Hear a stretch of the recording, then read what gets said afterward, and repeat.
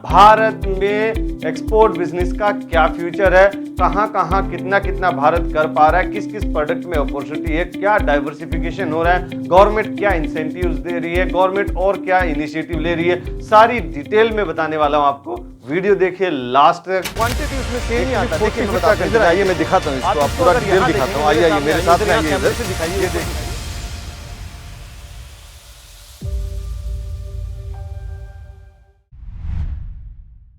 Future of export business in India. Bharat में export business का क्या फ्यूचर है, कहां कहां कितना कितना भारत कर पा रहा है, किस किस प्रोडक्ट में अपॉर्चुनिटी है, क्या डाइवर्सिफिकेशन हो रहा है, गवर्नमेंट क्या इंसेंटिव्स दे रही है, गवर्नमेंट और क्या इनिशिएटिव ले रही है, सारी डिटेल में बताने वाला हूं आपको। वीडियो देखिए लास्ट तक। नमस्कार दोस्तों, मैं Rajiv Saini, international business trainer and motivational speaker. दोस्तों मैं स्वागत करता हूं आप सबका आपके अपने यूट्यूब चैनल, जहां पे इंपोर्ट एक्सपोर्ट की नॉलेज को हम क्रिटिकल नहीं सिंपल बनाते हैं। तो फ्रेंड्स यही देख लेते हैं कि फ्यूचर क्या होने वाला है। अभी एक्सपोर्ट रिपोर्ट का काफी ऐसे डीएम आ रहे हैं कि सर अभी मुझे एक्सपोर्ट में आना चाहिए क्या। बिल्कुल आना चाहिए आपको, क्योंकि अभी भारत में चल रहा है डाइवर्सिफिकेशन।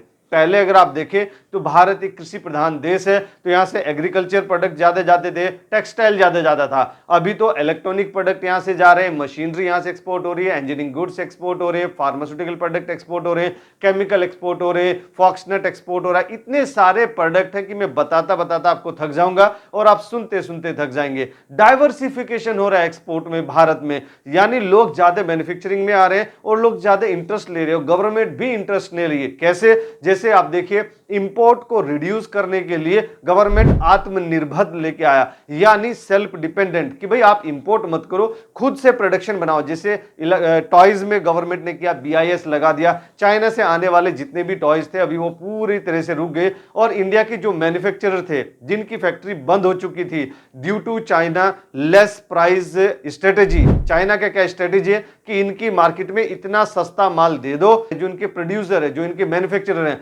उनकी कॉस्ट भी प्रोडक्शन कॉस्ट से भी बिल्कुल सस्ता दे दो, मतलब मार्केट में डंप कर दो, इनकी मार्केट को तहस नहस कर दो। ये चाइना की एक पॉलिसी रहती है। तो चाइना जितना सस्ता कोई नहीं दे पा रहा है, क्योंकि वो मास प्रोडक्शन में करते हैं और वो ये स्ट्रेटेजी यूज करते हैं, और वो उधार तो देते ही नहीं है। हम दयालु है, हम उधार भी दे देते हैं।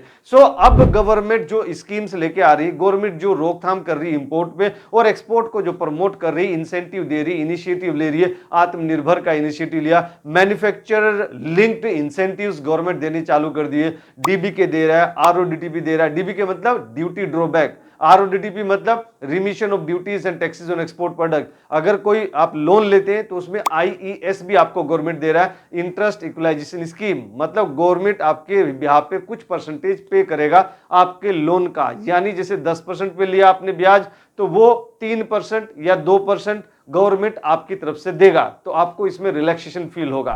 तो आत्मनिर्भर भारत से हम डिपेंडेंट कम होंगे दूसरे के ऊपर। अगर कल किसी ने मना भी कर दिया कि भाई मैं ये सामान आपको नहीं दूंगा, तो कम से कम हम डिपेंडेंट हैं और इसमें हम अपना खुद की अपना प्रोडक्शन कर सकते हैं और अपने कंट्री को खुद से सप्लाई कर सकते हैं। अब इसमें एडवांटेज क्या है भारत के, कि भारत एक्सपोर्ट कर रहा है, सो भारत में अच्छे रिलेशन बना के रखे सभी कंट्रीज के साथ में, जो कि पाकिस्तान और चाइना ने इतने ज्यादा अच्छे रिलेशन नहीं बना के रखे हुए। हमारे रिलेशन यूएसए के साथ बहुत अच्छे हैं, दुबई के साथ तो हमारा फ्री ट्रेड एग्रीमेंट है, U A United Arab Emirates, Australia के साथ में हमारा फ्री ट्रेड एग्रीमेंट है, ब्राजील, थाईलैंड, मलेशिया। थाईलैंड तो मैं अभी जा भी रहा हूँ 27 तारीख को, यही महीना, ये 4 तारीख है, आज 4 तारीख को मैं वीडियो शूट कर रहे हैं और 27 तारीख को मैं थाईलैंड में मिलूंगा आपको। अगर मेरे साथ चलना है, 18-20 लोग जाते हैं हम लोग, तो थाईलैंड वहां पे चलिए। थाईलैंड में हम जा रहे हैं थाईफेक्स अनुगा एशिया, जो फूड एग्जीबिशन है, और वहां पे भी हम जाएंगे। जो मेटल स्क्रैप के वहां पे सप्लायर्स है उनसे भी वहां पे मीटिंग करेंगे, वहां से भी मिलेंगे। तो अगर आप फूड से रिलेटेड है या मेटल स्क्रैप से रिलेटेड है तो जल्दी कॉन्टेक्ट करिए इस नंबर पे 8882357058 और आप अपना सीट बुक करिए और मेरे साथ चलिए आप थाईलैंड।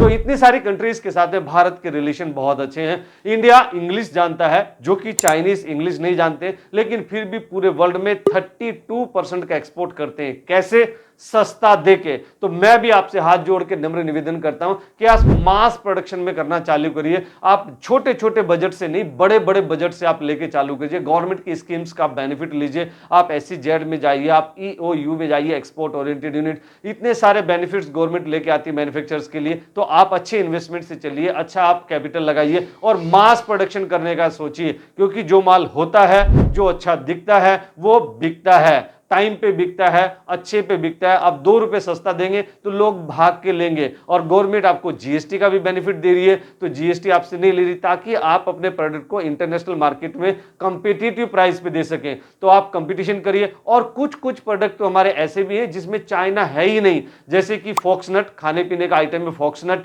जिसको मखाना बोला जाता है, या हैंडीक्राफ्ट प्रोडक्ट। बहुत सारे ऐसे प्रोडक्ट हैं हमारे जिसमें भारत नंबर 1 है, राइस में भारत नंबर 1 है। तो ये सब ऐसे प्रोडक्ट हैं जो कि भारत के प्रोडक्ट हैं, भारत का नाम उसमें चलता है। तो कम से कम इनमें आप ज्यादा से ज्यादा पैसा लगा सकते हैं, क्योंकि किसी को खरीदना है तो वो भारत से ही खरीदेगा। तो आप इसमें दिल खोल के पैसा लगा सकते हैं। अगर ये मैं बात करूं, जो एक्सपर्ट्स मान रहे हैं आने वाले 25 साल भारत के हैं, क्योंकि कोविड के बाद में चाइना के जो एक्सपोर्ट धीरे धीरे कम होता जा रहा है। लोग चाइना को इतना पसंद नहीं कर रहे हैं। दूसरा, अगर किसी के पास मैन्युफैक्चरिंग कैपेबिलिटी है, सस्ती लेबर अगर किसी के पास में, तो वो सिर्फ और सिर्फ भारत है। आप लोग हैं, हम लोग हैं, भारत, इंडिया, हिंदुस्तान, भारत से ज्यादा सस्ती लेबर और इतनी बड़ी क्वांटिटी में नहीं कहीं मिल रही है। इसलिए आपने देखा होगा बड़ी बड़ी कंपनीज अभी इंडिया में आ रही है, यहां मैन्युफैक्चरिंग कर रही है। तो हम इंपोर्ट पे शिकंजा भी कस रहे हैं और इससे फायदा हो रहा है एक्सपोर्ट में हमारा। तो आने वाले 25 साल भारत के हैं। आप डटे रहिए, मेहनत करते रहिए। भारत की जो GDP है वो अच्छे नंबर दिखा रही है। अगर मैं लास्ट GDP की बात करूं, मतलब इसी साल की 2024 और 25 की, तो 6.5% से हमने ग्रोथ किया, जो कि और कंट्री इतना अच्छा परफॉर्मेंस नहीं दिखा रही है। तो ये आने वाले 25 साल हमारे हैं। और India is the world 5th largest economy. और जो मैं लेटेस्ट डेटा आपके सामने शेयर कर रहा हूं, विकिपीडिया का डेटा, तो उससे आपको पता भी लगेगा कि अभी हम धीरे धीरे धीरे जापान 4th प्लेस पे, जापान को जल्दी ही क्रॉस करने वाले हैं। मुझे ऐसा लगता है कि हम शायद इसी साल हम जापान को क्रॉस कर लें। नंबर 1 पोजीशन पे अभी भी USA बना हुआ है। USA का इकोनॉमी है 30.5 ट्रिलियन US डॉलर का। चाइना का इकोनॉमी 19.23 ट्रिलियन US डॉलर का इकोनॉमी। जो मैंने आज का ही डाटा रिसर्च किया, जो हमारी टेक्निकल टीम ने, वो ये डेटा निकल के आ रहा है विकिपीडिया पर। जर्मनी का जो इकोनॉमी है वो 3rd नंबर पे दिखा रहा है 4.74 ट्रिलियन US डॉलर के साथ में। जापान का 4.19 और भारत का भी 4.19 ट्रिलियन US डॉलर का। पहले देखूं तो भारत और जापान में काफी गैप दिखता था, अब भारत और जापान में गैप नहीं दिखाई दे रहा है। तो मुझे ऐसा लगता है कि इसी स्पीड से चलता रहे भारत, तो मुझे ऐसा लगता है कि जल्दी हम ओवरटेक कर लेंगे, मतलब इकोनॉमी हमारी 4th लार्जेस्ट इकोनॉमी हो जाएगी। और फिर थोड़ा सा और हम मेहनत करें तो हम 3rd लार्जेस्ट इकोनॉमी बन जाएंगे, यानी जापान और जर्मनी को जल्दी हम पीछे हटा देंगे।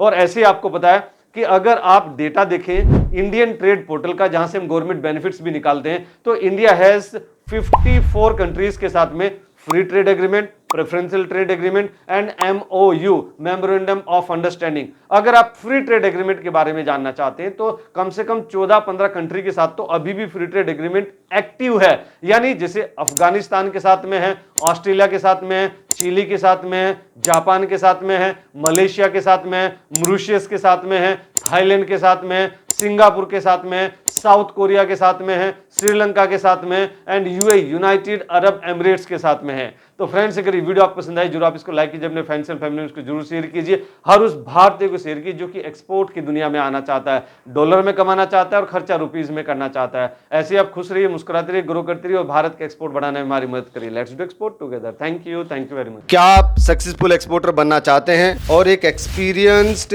मेंटर को ढूंढ रहे हैं जो आपकी हेल्प करेगा आपका एक्सपोर्ट इंपोर्ट बिजनेस स्टार्ट करने में स्टेप बाय स्टेप?